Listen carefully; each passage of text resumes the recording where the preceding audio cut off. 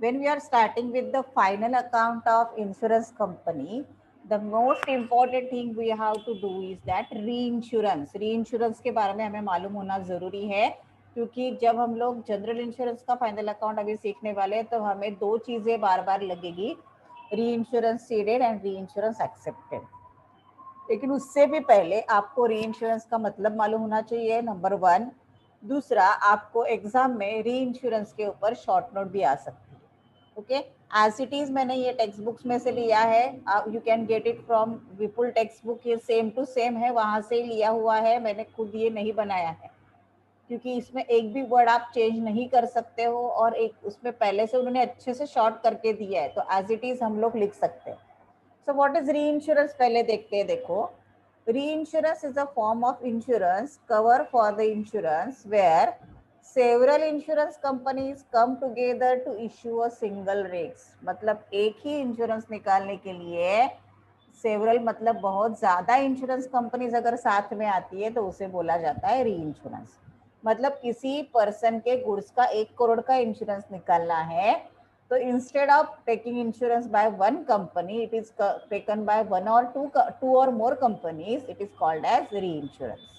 But in this case, देखो, it is similar to underwriting, as insurance companies go in for reinsurance so that they can protect themselves from the potential loss। अभी यहाँ पे customer को किसी सभी insurance company के पास जाने की जरूरत नहीं है। इन केस ऑफ री insurance, customer single insurance company के पास ही जाएगा। Remember that, in case of री insurance customer single insurance company के पास ही जाएगा और उनको 1 करोड़ का इंश्योरेंस उनके पास से लेगा। सपोज एक अमित नाम का एक कस्टमर है, उसने अपने गुड्स का इंश्योरेंस निकाला, राइट, उसको अपने 1 करोड़ के गुड्स का इंश्योरेंस निकालना है। वो XYZ कंपनी के पास गया और उनके पास 1 करोड़ का इंश्योरेंस निकाला। नाउ XYZ कंपनी को इतना 1 करोड़ का अगर फ्यूचर में क्लेम आया तो वो सेटल करना मुश्किल लग रहा है, तो XYZ किसी और कंपनी इंश्योरेंस कंपनी के पास जाएगी और उनसे वो इंश्योरेंस शेयर करेगी। यानी 1 करोड़ में से वो बोलेगी 20 लाख का रिस्क आप बेयर करो, और उसके ऊपर जो प्रीमियम आएगा वो भी हम लोग आपको ट्रांसफर करेंगे, और उसके ऊपर का अगर क्लेम आया तो वो आप दो। ओके, बट कस्टमर के लिए एक ही इंश्योरेंस कंपनी फेस में रहेगी, कस्टमर के लिए 2-2, 3-3 इंश्योरेंस कंपनी सामने नहीं रहेंगी। देखो अभी, लेकिन ये जो रिस्क ट्रांसफर होता है, मतलब 1 करोड़ में से मैक्सिमम वो कंपनी 30% यानी 30 लाख ही वो किसी और कंपनी को रिस्क ट्रांसफर कर सकती है, उससे ज्यादा नहीं। That is the rule. मतलब 1 करोड़ का अगर वो इंश्योरेंस किसी कस्टमर का निकाल रही है, तो 1 करोड़ में से मैक्स टू मैक्स 30 लाख वो दूसरे कंपनी को ट्रांसफर कर सकती है बिजनेस, उससे ज्यादा नहीं। Okay, every insurance can reinsurance with Indian reinsurer such a percentage not exceeding 30% of the sum assured on each policy as may be specified by IRDA। However, an insurer can reinsure the entire sum assured on any policy in excess of percentage specified by IRDA। ये as it is लिखो, इसके बारे में ज़्यादा सोचने की ज़रूरत नहीं है। An insurance company can take reinsurance from their insurance company as well as can accept insurance of other company। मतलब एक स्पेसिफिक इंश्योरेंस कंपनी अपना इंश्योरेंस का बिजनेस किसी और इंश्योरेंस कंपनी को ट्रांसफर कर सकती है, या किसी और इंश्योरेंस कंपनी का बिजनेस खुद के लिए ले सकती है। अगर वो अपना बिजनेस, अपना रिस्क किसी और को ट्रांसफर कर रहा है तो उसे बोला जाता है reinsurance ceded। okay, when insurance company takes reinsurance from other insurance company, यानी दूसरे कंपनी से अगर वो बिजनेस ले इंश्योरेंस ले रहा है तो उसे क्या बोलते हैं, reinsurance ceded। एक मिनट ना, देखो, an insurance company can take reinsurance from other company as well as can accept insurance of other company। when insurance company takes reinsurance from other company, it is called a reinsurance ceded। In this case, it has to pay reinsurance premium and it can get commission from other insurance company। On the other hand, when reinsurance company accept reinsurance from other, मतलब क्या accept, मतलब दूसरे company का accept कर रही है, insurance निकाल रही है, तो उसे क्या बोलते हैं, री insurance accepted.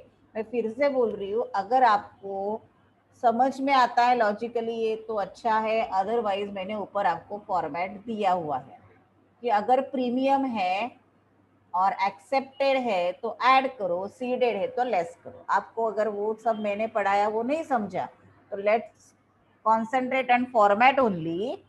Premium from direct business है तो उसको सिंगली दिखाते हैं हम लोग, और उसमें एक्सेप्टेड का प्रीमियम ऐड करो, सीडेड का प्रीमियम क्या करोगे, लेस करोगे। ओके, तो हम लोग शेड्यूल नंबर 1 देखते हैं repeatedly. Premium from direct business दिया है, उसमें एक्सेप्टेड का प्रीमियम ऐड किया, सीडेड का प्रीमियम लेस किया, और उसमें फिर रिजर्व फॉर का एडजस्टमेंट किया, और ये फिर आपको प्रीमियम का अमाउंट मिला।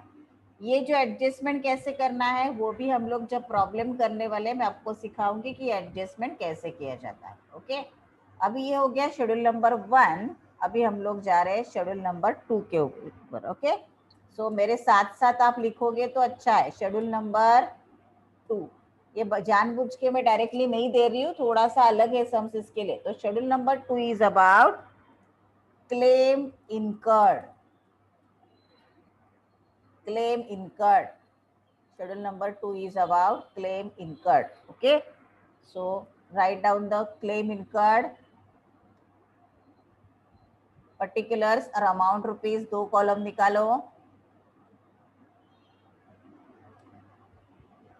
आराम से मेरे साथ करते जाओ आप लोग। Particulars, amount rupees. ओके, अभी सबसे पहले हम लोग लेते हैं, कुछ लिखना बाकी रह गया तो जब मैं अटेंडेंस लेती हूँ तब आप लिखो। हाँ, ओके, अभी ध्यान रखो। अभी देखो शेड्यूल नंबर 2, जैसे ऊपर लिया वैसे claim paid direct business. Okay, उसमें ऐड होगा री इंश्योरेंस एक्सेप्टेड लेस, एक्सेप्टेड का एक कैपिटल निकालो, लेस री इंश्योरेंस सीडेड। ओके, फिर ये आपको मिलेगा एक्सेप्टेड ऐड एंड सीडेड हो जाएगा आपका लेस। फिर आपका ये आपका आएगा, उसे बोलोगे आप नेट क्लेम पेड। उसे क्या बोलोगे, net claim paid. Okay, net claim paid जो आपको मिला है उसमें ऐड करो, add claims outstanding at the end of year, claim outstanding at the end of year, less claims outstanding at the beginning of the year। ये format लिख लो आप, लेकिन थोड़ा प्रॉब्लम करते समय यही सेम जो क्लेम का है ना वो दिखाने का 4-5 तरीके से दिखा सकते, तो प्रॉब्लम करेंगे तो मे बी यहाँ तक नेट क्लेम पर तक आपका फॉर्मेट सेम रहेगा और आगे मे बी थोड़ा सा चेंज हो सकता है। ये हो जाएगा आपका क्लेम का फॉर्मेट। ओके, अगर आपने नहीं लिखा है तो मैं फिर से बोल रही हूँ, मैं स्क्रीन बाद में शेयर करती हूँ, आपको अब भी मेरे साथ लिखना है। ओके, फॉर्मेट अभी लिख लो आप, क्योंकि कभी कभी फॉर्मेट पे क्वेश्चंस आते हैं ना, जब प्रॉब्लम्स करेंगे तो आपको जल्दी समझ में आएगा कि कैसे और करना है। ओके, ये हो गया दूसरा।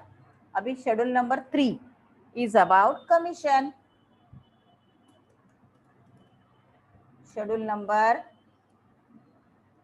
3 इज अबाउट कमीशन। ओके, हमेशा एक्सेप्टेड को ऐड करना है, सीडेड को लेस करना है, वो याद रखना है आपको। हाँ, कमीशन में पहले आएगा कमीशन पेड, पहले आएगा कमीशन पेड, उसमें आएगा पहले डायरेक्ट बिजनेस, ऐड री इंश्योरेंस एक्सेप्टेड लेस री इंश्योरेंस सीडेड। मैं फिर से बोल रही, लॉजिकली समझोगे तो अच्छी बात है, अदरवाइज सीडेड को लेस करो, एक्सेप्टेड को ऐड करो। डायरेक्ट बिजनेस री इंश्योरेंस एक्सेप्टेड और लेस आएगा री इंश्योरेंस सीडेड, और फिर ये आपका आंसर आएगा नेट कमीशन। उसे क्या बोलते हैं आप? Net commission. Okay, next net commission ये हो गया शेड्यूल नंबर 3। अभी आपका आएगा शेड्यूल नंबर 4 ऑपरेटिंग एक्सपेंसेस। इसमें भी आइटम्स कम ज्यादा होते हैं। Schedule number 4 operating expenses.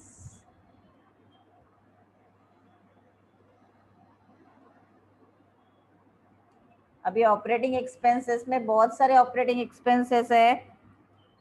Okay, पहला आप स्टार्ट करते हो, उसे बोलो एम्प्लॉइज रेम्यूनरेशन। रेम्यूनरेशन अगर बहुत फास्ट लग रहा है तो बाद में लिखो जब अटेंडेंस स्टार्ट होगा। Employees remuneration and welfare benefits, यानी सैलरी है, ओके, या एम्प्लॉइज को कुछ फ्री फैसिलिटी दिया है, वो सब यहाँ पे आएगा। Travel conveyance and running expenses. Next training expenses, employees को ट्रेनिंग दिया तो उसका expenses, training expenses. Rent rates and taxes. Next repairs. उसके बाद है printing and stationery. Printing and stationery, okay. फिर लीगल प्रोफेशनल चार्जेस। अभी देखो ये जो लीगल चार्जेस है जनरल यहाँ पे आएगा, क्लेम से रिलेटेड है तो क्लेम में जाएगा। Legal professional charges, specific claim से रिलेटेड लीगल चार्जेस है तो क्लेम में जाएगा वो। Auditors fees expenses. Auditors fees expenses. Advertisement and publicity.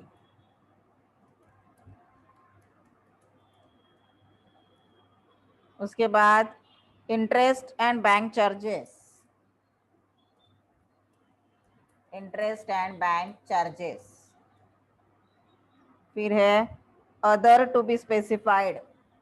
Other कुछ स्पेसिफाई दिया ऑपरेटिंग करके तो टू बी स्पेसिफाइड।